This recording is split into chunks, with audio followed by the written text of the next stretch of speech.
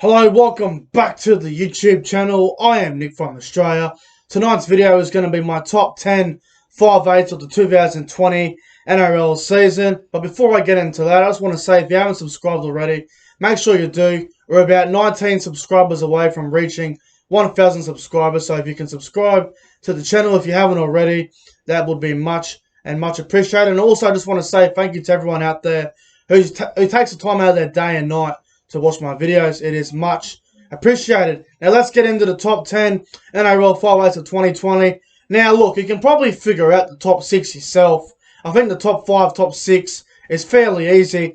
I think the hard part is figuring out probably from 7 to 10 in that order, and it's very difficult because, you know, there's probably about 7 or 8 great 5/8s in the game, and there's probably a couple of average 5/8s who will probably make the list because there isn't a lot of quality outside of the top 7 or 8. So it's not easy to put a list together, but we'll go through it. So we'll start off with number 10. The 10th best 5/8 for the 2020 NRL season is a guy that I didn't really rate at all this year except for his attack. But number 10 is Scott Drinkwater from the North Queensland Cowboys. Now, the bloke's defence is very ordinary. We all know that. Defensively, he really struggles in that department, but attack was fairly good this year. He played most of the season without Michael Morgan, and he had about 20 try assists or something. Scott Drinkwater had a couple of decent try assists, had a couple of good tries that he set up, scored a couple himself. Didn't score as many tries as what I thought he would have. But overall, you know, from 10 to probably 9 or 8, it's very hard to get the order right. But I think number 10, it's Scott Drinkwater, and I think he'll just... If he can get his defence right, and if he can fix up his errors, I think he'll become a better 5/8. But at the moment, I think he is number 10. And I don't see where else you could put him on this list, but I think Drinkwater is probably number 10 at the moment. Number 9 is a guy who I don't think is a genuine 5/8 at all. I think he's more of a utility player, and he can pretty much play any position that you want him to. Number 9 is Kurt Mann from the Newcastle Knights. Now, a lot of people are praising Kurt Mann for the 2020 NRL season. I wasn't as impressed as other people were. I thought he played solid. I called him a bit of an imposter most of the season because there's a lot of times in the season where he would have the ball. There would be opportunities for him to create stuff, and he wouldn't pass it. But outside of that, I thought he played all right. He ran the ball okay. He had a couple of really good games at 5/8 for the Knights this season. Overall, a fairly decent player. Can pretty much play any position. Played majority of the season at 5/8, and I thought he did a pretty decent job. So number 9 is Kurt Mann from the Newcastle Knights. Number 8 is a guy that just keeps getting better and better, and he has worked on his defence. And I think this bloke will only get better as the years go on. And number 8 is from the New Zealand Warriors, Kodi Nikorima. I thought he had a fantastic season for the Warriors. Obviously played the whole season in New South Wales in Australia. They played at the Central Coast pretty much all season. And I thought Kodi Nikorima played really well this year. I thought his attack was quite good. His defence was also very solid. He was building a pretty decent combination on that right side with Jack Murphy. You know, he could play either side. He could play on the left side half or right side half. It don't really matter. I thought Kodi Nikorima played really well this year, and he showed a little bit of leadership skills as well, I guess you could say, because he was pretty much carrying the Warriors for a while there in the halves, and then obviously they got Chanel Harris-Tavita in there, and they complemented each other fairly well. But when Blake Green left the Warriors, Kodi Nikorima was on his own, and I thought he handled himself fairly well, and I thought he had a pretty good season at the Warriors, and hopefully he gets better and better. But Kodi Nikorima is number 8 on my list. Now, number 7. Number 7's a guy that's had a few injuries in his career. He had a couple injuries again this year, but I think he played more than 12, 13 games this year, and the games that he played, I thought he played extremely well. I'm a pretty big supporter of this bloke, and number 7 is Kieran Foran, who was at the Bulldogs. He's now going to the Seagulls. I thought Kieran Foran had a great year at the Bulldogs. I thought he played very well. Even in the games where the Bulldogs got beat by 30, 40 points, Kieran Foran was the best player on the field for the Bulldogs. I thought Foran played really well. I thought he pretty much carried the Bulldogs. I know he wore the number 6, but he pretty much played like a halfback and a 5'8", because you had, hopeless players there like Lachlan Lewis who don't know how to run the ball. They just like doing those stupid bombs.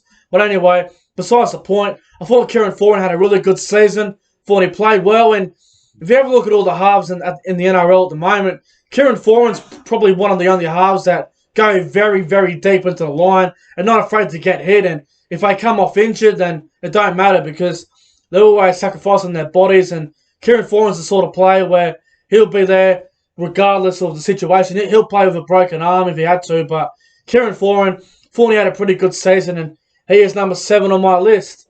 Now, number 6 is a bloke that is still young. He's a young New Zealand international. He's played for New Zealand. He's a phenomenal athlete. He plays for the Parramatta Eels. Number 6 is the Parramatta Eels 5'8", Dylan Brown.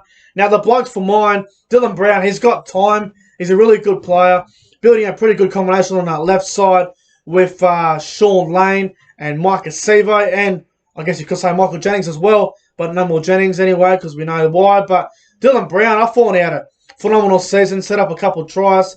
When Mitchell Moses was out injured for about 6-7 weeks, Dylan Brown pretty much just said, give me the ball. This is my team, along with Clint Gutherson. And I thought Dylan Brown played very well this year. I thought defensively he improved as well. Attack-wise, he was good. His kicking game got a lot better. He really stepped up when Mitchell Moses was out injured for about 6 weeks. So I thought Dylan Brown, he played really well this year. And some of his best games were games without Mitchell Moses, which is just pretty unbelievable. But I think Dylan Brown's got a huge future ahead of him, and I think he'll just get better as the years go on. And I think for this year, he is the 6th best 5'8" for 2020. Now, let's get into it. The top 5. Now, the top 5, you can probably already tell what the top 5 is.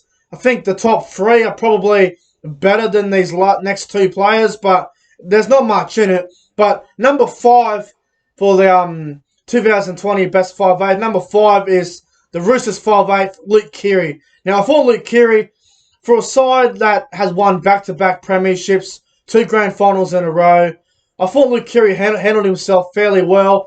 He did look a bit tired and looked a bit injured towards the back end of the season, but, when you win back-to-back premierships, it's very hard to stay at the top for a long time. But Luke Keary, I thought he played well. It was a bit tough for him as well because his second row partner, Boyd Cordner, was out pretty much all year with a HIA head knock. He didn't play a whole lot. He had new combinations on that left side a lot. He had Satili Tupanui, he had Angus Crichton, he had Mitch Orbison there at one point. They had a lot of different back rows with Luke Keary, but, I think when Josh Morris went to the club, Luke Keary just found that combination along with Daniel Tupou. But I thought Keary's defence was probably a bit of a struggle this year. That's probably why I have him down to about 5th. I thought going into 2020 is probably around the top 3 for mine. But I thought he dropped off a little bit, Luke Keary. I'm not saying he had a bad year. I thought he played fairly solid, but he's had better years in his career, in my opinion. But overall, still a fairly solid season for Luke Keary.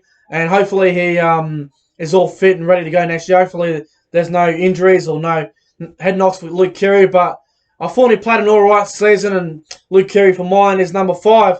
Now, number 4 on my list for the top 10 NRL 5'8" of 2020. Number 4 is a guy that absolutely surprised me, and this guy played better than what I thought he would have, and I didn't know this bloke was as good as a player. Number 4 is the Panthers 5'8", Jerome Luai. Now, I remember at the start of the year, I was saying that Matt Burton should be the 5'8", and I think Andrew Johns was saying the same thing, and I got to say, I was completely wrong with that statement, and obviously Andrew Johns was wrong as well, and I thought Matt Burton would have been the 5'8" for the Panthers, but Jerome Luai was the 5'8", and my God, once he got on the outside, he did not look back. He was absolutely outstanding. The combination on that left side was brilliant all year. Set up some great tries. He's got a nice step on him. Jerome Luai, a pretty good kicking game as well. It's up to Jerome Luai where he gets to in the game. In my opinion, he's got a big future ahead of him. That left side combination with William Kikau, Stephen Crichton, and Josh Mansour was brilliant this year, and that's probably why I got to the grand final, because that left side was so good, and the combination between Jerome Luai and Nathan Cleary was very good. And Jerome Luai is only going to get better, and I think it's up to him to how far he goes in rugby league. It's up to him. But what a great season from Jerome Luai, and he is number 4 on my list. Now let's get into the top 3. The top 3, I reckon you could switch these 3 in any order you wanted to, because these 3 are fantastic 5/8s, and I think you already have a fair idea what this list is going to be, but the order might be a little bit confusing for you. But number 3 is going to be the Melbourne Storm 5/8, Cameron Munster. A lot of people think that he should be number 1, but look, there was parts of the season where I thought Munster was quiet. He had a few injuries. I think he had 2. I think there was a 3-week period where he was out twice. So I think he was out for 3 or 4 weeks twice in the season, which was sad. But for Munster, he had a bit of a knee injury at one point. But overall, Cameron Munster, a brilliant 2020 season. Won State of Origin, won a grand final, played brilliant for the Melbourne Storm.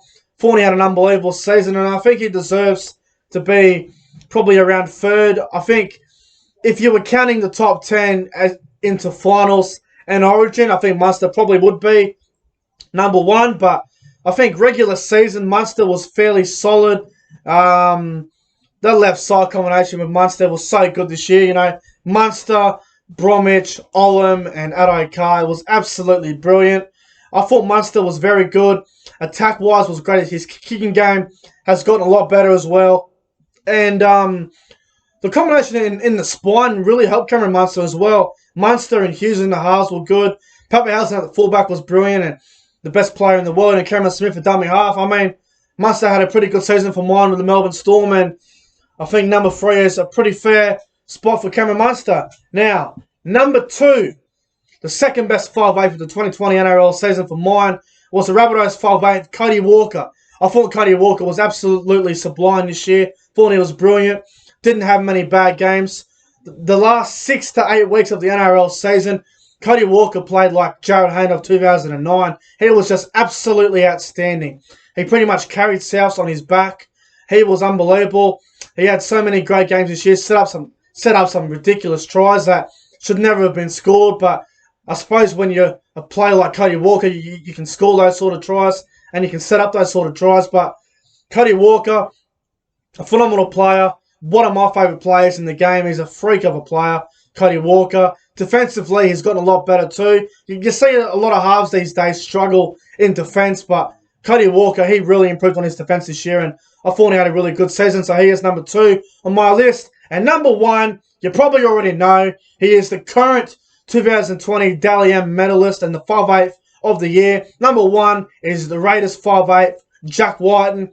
He is the best 5/8 in the 2020 NRL season, in my opinion. I thought he was absolutely brilliant. And you know what? When Josh Hodgson went down injured for the Raiders, we all thought they were gone. We all thought it was over for Canberra. But Jack Whiten just pretty much said, right, give me the ball, and I'm going to carry this team for as long as I can until Josh Hodgson comes back next year. And my God, Jack Whiten, a brilliant season. The combination between Jack Whiten and George Williams was absolutely outstanding. I thought Jack Whiten was absolutely all class. All year. All class. Scored some brilliant tries.